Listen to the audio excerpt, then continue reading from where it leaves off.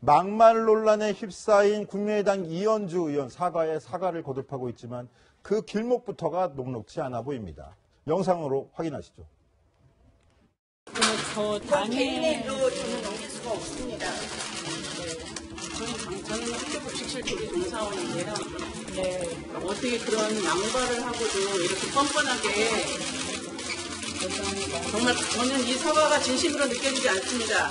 가식적인 사과 같아요. 간호 조무사 요양사까지 들먹거리면서 그보다도 못한 학교 비정규직 노동자들을 우롱하고 지금 일파만파 낙말로 폭언자로 퍼지고 있다 보니까 지금 일방적으로 가식적으로 지금 어쩔 수 없이 사과하는 거잖아요. 저는 사퇴를 하십시오. 국회의원 자격이 없습니다. 국민의 혈세로 밥을 드시는 분이 어떻게 이렇게 국민을 대대 취급하는지 저는 너무 화가 납니다. 그건 아니고요. 제가 죄송하다는 말씀을 드리고 급식실에 한 번이라도 가보셨습니까? 여러 번 가본 사람이 그렇게 말씀하십니까? 가서 한 시간만 서 있어 보십시오. 저희 교육자분들이 고생하는 거 알고 있고 알고 있는 사람이 이래서 그렇게 이런 식의 말을 해서 죄송합니다. 죄송합니다. 네, 방금 보신 장면은 오늘 국회에서, 국회 정론관 밖에서 일어났던 일입니다. 이현주 의원이 급식 노동자들에 대해서 막말을 했다라고 논란에 휩싸인 뒤에 정론관을 찾아서 사과를 하고 난 직후였는데요.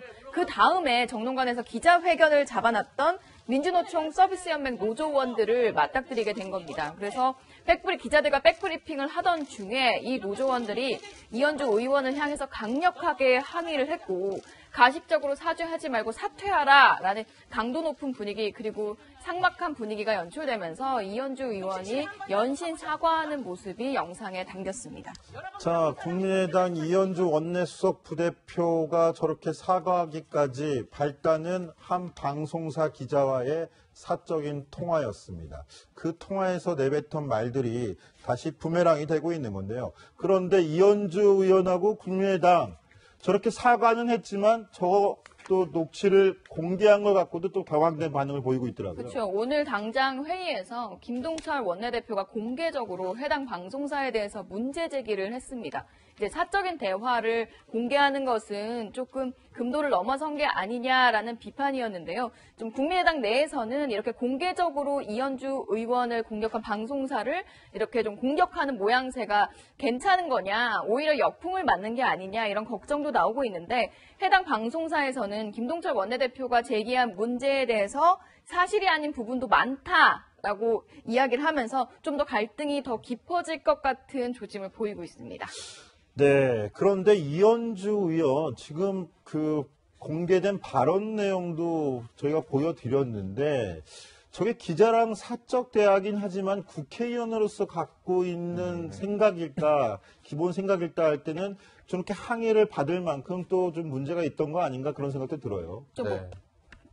네, 뭐 표현 수위도 수위지만 이제 특정 그 직군에 대해서 약간 비하하는 발언을 한 데 대해서 특히 더 화를 내고 있는 것 같습니다. 그러니까 지금 뭐 비정규직의 정규직화를 위해 뭐 민주노총의 총파업 문제나 여러 부분들에 대해서 이제 본인의 생각을 설명하는 과정이긴 했지만 그 특정 뭐 급식 노동자들이나 여러 이제 특정 직군에 대해서 국회의원이 그렇게 비하하는 인식을 가지고 있다는 자체가 문제가 아니냐라는 얘기도 많이 나오고 있습니다. 네, 복잡하게 얽힌 정치권 소식은 조금 뒤에 쏙쏙 짚어보고요. 우선 북한 최고위층 소식부터 짚고 가겠습니다.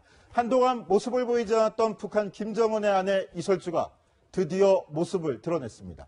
자, 강병규 기자, 네. 얼마 만에 이설주가 재등장한 겁니까? 예, 세어보니까 131일 만입니다. 131일. 네, 지난 3월 2일 만경대 혁명학원에서 이제 원아들과 함께 식재 행사에 참여한 이후에 모습을 감췄었는데요. 노동신문에서 어제 그 ICBM 발사를 축하하는 그 공연 자리에 이설주가 나타났다라고 보도하면서 새롭게 공식 석상에 다시 나타났다는 사실이 알려지기 시작했습니다.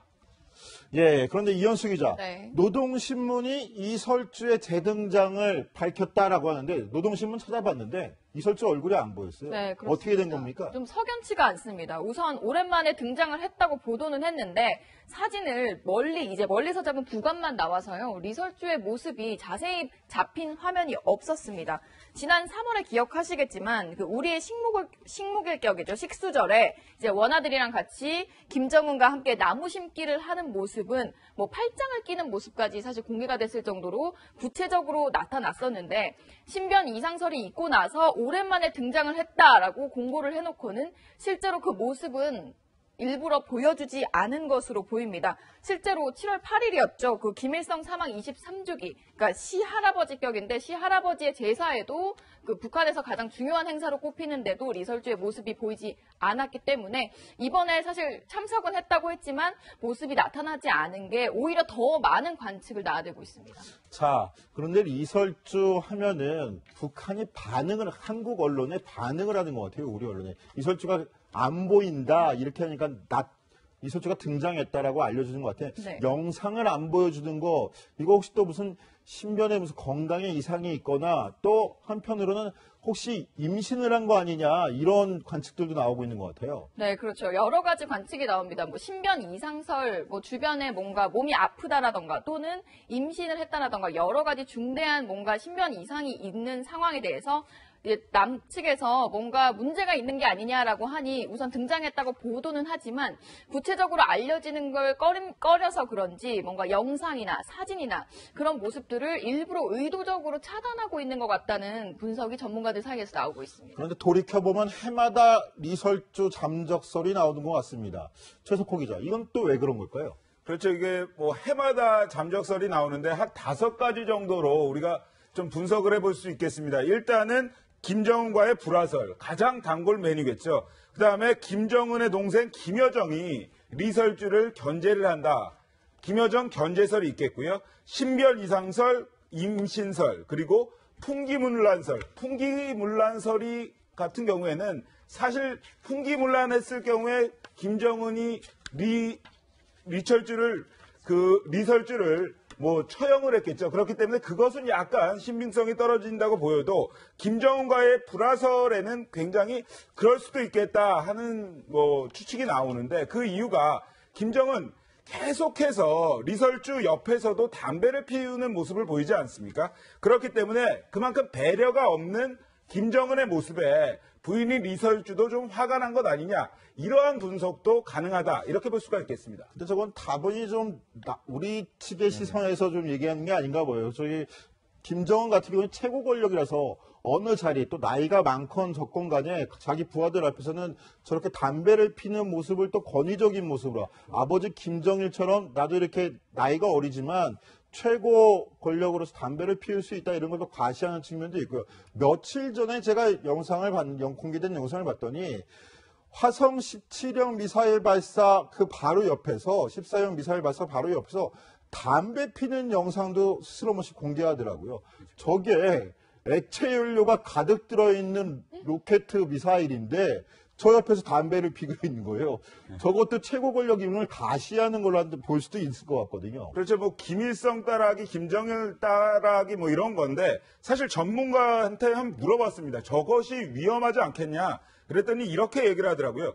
주유구 옆에서 담배를 피는 격이다. 저게 딱 떨어지면 언제든 화재가 날 수 있다. 이렇게 이야기를 하는데 사실 화성 14형 같은 경우에는 액체 연료 엔진 미사일입니다. 미사일에 연료를 넣을 때 북한군 병사들도 특수 보호복을 입고 작업을 진행을 하거든요.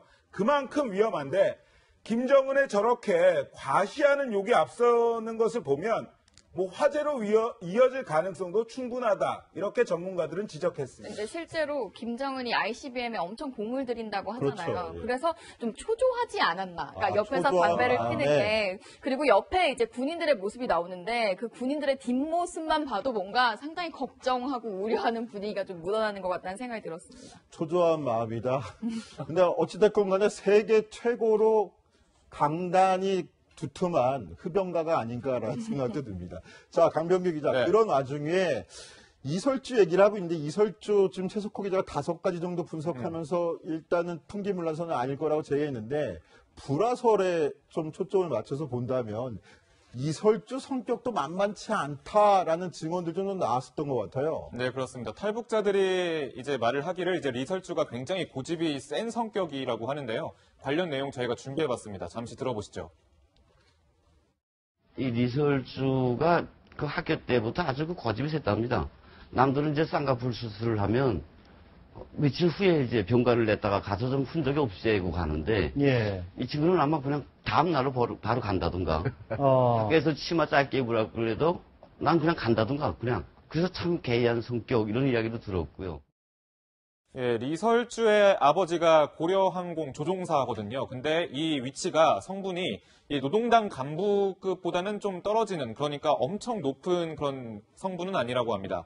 그런데 리설주가 입학한 학교가 평양음악무용종합학교 대학 여기거든요. 여기가 이제 노동당 간부 자제들, 그러니까 흔히 말해 북한의 귀족 자제들이 다니는 그런 학교인데 리설주가 여기를 다녔다는 겁니다. 그래서 리설주의 엄마가 이제 치맛바람이 세서 여기를 입학시켰다라는 등 많은 얘기가 나왔고, 심지어 동급생들에게 왕따까지 좀 당했다라고 하는데, 뭐 일단 그런데 리설주는 이거에 개의치 않고 초콜릿 선물을 주면서 친해지려고 다가갔고, 쌍꺼풀 수술하고 그 다음날 등교하기도 했다고 하고요. 그리고 남자친구가 있다는 걸 공공연하게 자랑하기도 하고, 뭐 이런 한편으로는 좀 고집스러운 그런 성격도 보이기도 했다고 합니다. 그러니까 이제 뭐 위험한 남자 김정은, 그러니까 뭐 좀 권위적이고 가부장적인 그런 남자 옆에서 이 리설주, 자유분방한 리설주가 과연 옆에서 오랫동안 붙어 있을 수 있겠느냐라는 관측이 많이 나오고 있고, 많은 우려가 나오면서 리설주가 보이지 않을 때마다 불화가 생긴 거 아니냐라는 관측들이 계속 나오고 있는 거죠. 네, 알겠습니다. 북한이라는 체제의 특수수단 저 강병규 기자의 이야기를 저희가 다 확인해볼까, 어떻게 되짚어볼까, 이렇게 크로스 체크를 해볼까 생각했는데도 잘 안 될 것 같아서 일단 포기하고요. 자, 이현수 기자. 이설주 재등장한 거 131일 만에 재등장한 게 ICBM 발사 축하연 자리였는데, 그런데 우리 정보당국 이 ICBM 발사 성공 여부 아직 장담할 수 없다, 이런 보고를 했다면서요. 그렇죠. 북한에서는 사실상 대대적으로 성공을 홍보하면서 내부 선전에 엄청 활용을 하고 있는 모습인데, 오늘 국회 정보위에서 국가정보원이 보고한 내용을 보면요.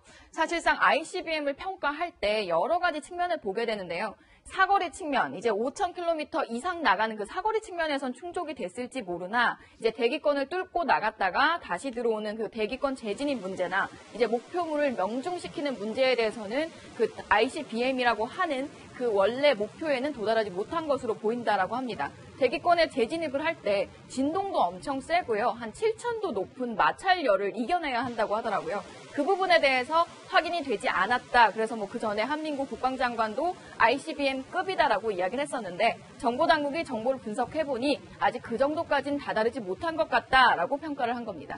네, 한미 정보당국의 소식이어서 저희가 긴급하게 전해드리고 있는데 계속 한번 취재를 해봐야 될 것 같습니다. 최석호 기자. 그런데 오늘 국가정보원 국회 정보위에 보고한 사안 보니까 재밌는 사안이 있어요.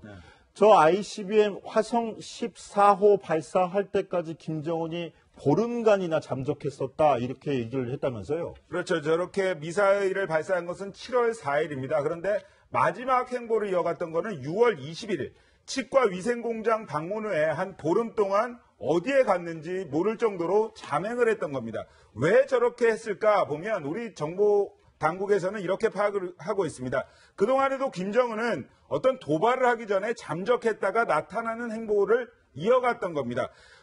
이것을 두고 황병선은 총정치국장은 김정은을 천재적인 전략가, 이렇게 이야기를 하기도 했는데요. 제가 왜 저렇게 김정은의 저런 잠행 행보가 이어지는지 한번 취재를 해봤습니다. 그랬더니 전문가 이렇게 얘기합니다. 첫째로 도발에 앞서서 북한 당국에 자신의 건재함을 좀 더 부각시키기 위해서 잠행을 하는 것이다. 그리고 둘째, 대외적으로는 자신의 잠적을 통해서 무언가 준비를 하고 있다는 것을 대외적인 메시지를 던지는 것이다. 이렇게 분석을 하고 있었습니다. 여러 가지로 해석될 여지가 있는 거네요. 근데 좀 우려스러운 건 뭐냐면, 보름 동안이나 우리 정보 당국이나 미국 자산들이 김정은의 동선을 파악하지 못하고 있었다라는 얘기로 들릴 수도 있는 만큼 그 부분도 좀 명확한 취재가 필요한 것 같습니다. 자, 이현수 기자. 그런데 오늘 국가정보원이 보고한 사항은 또 한 가지 흥미로운 사안이 있어요. 북한 주민들이 평양에 진입하기 위해서 불법도 저지르고 있다 이 얘기인데 이게 먹고 사는 문제랑도 또 연관이 되어 있다면서요? 그렇죠. 뭐 아시다시피 북한에서는 뭐 거주나 이동의 자유가 없는 국가입니다. 뭐 평양에는 이제 출신 성분에 따라서 평양에 살 수 있고 지역을 배정받게 되는데요. 최근에는 이 평양에 살기 위해서 뇌물을 주는 것도 서슴지 않고 그리고 뭐 몰래 잠입하는 그런 행동들도 번번이 일어난다고 합니다. 오늘 국회 정보위에서 보고가 된 내용인데요. 한번 들어보시죠. 국정원은 최근 북한에서 평양 거주 선호하는 심리와 시장 확산, 그리고 돈벌이 목적, 뇌물을 주고받고 불법 거주를 묵인하는 단속 기관의 부패가 어우러져 평양의 불법 거주자가 증가하고 있다고 합니다. 이에 따라 북한 당국이 신분 재조사를 벌여 평양 내 불법 거주자, 전과자, 지방 출신자, 무직자 등을 적발해 지방으로 이주시키고 있습니다. 네, 평양으로 이렇게 몰려오는 이유는 돈을 벌기 위해서라고 합니다. 시장이 확산되면서 이제 일거리가 시장에 있는데 평양에 이제 시장들이 많이 형성이 되어 있고요. 그리고 평양으로 이제 몰래 잠입을 하면 예전 같으면 사실 다 단속인에서 쫓겨나고 했었는데 이제는 돈으로 관리들을 입막음하는 그만큼 부패가 좀 만연해지면서 평양에 정말 과밀하게 모여 있을 정도라고 합니다. 네, 문재인 정부 출범한 이후 남북 관계를 새로 복원하는 데 집중하고 있는데요. 북한 문제도 북한 내부 사정도 저희가 빼놓을 수 없는 소식이겠죠. 그 정치데스크도 나오는 속보들 있으면 꼼꼼하게 챙겨서 전해드리도록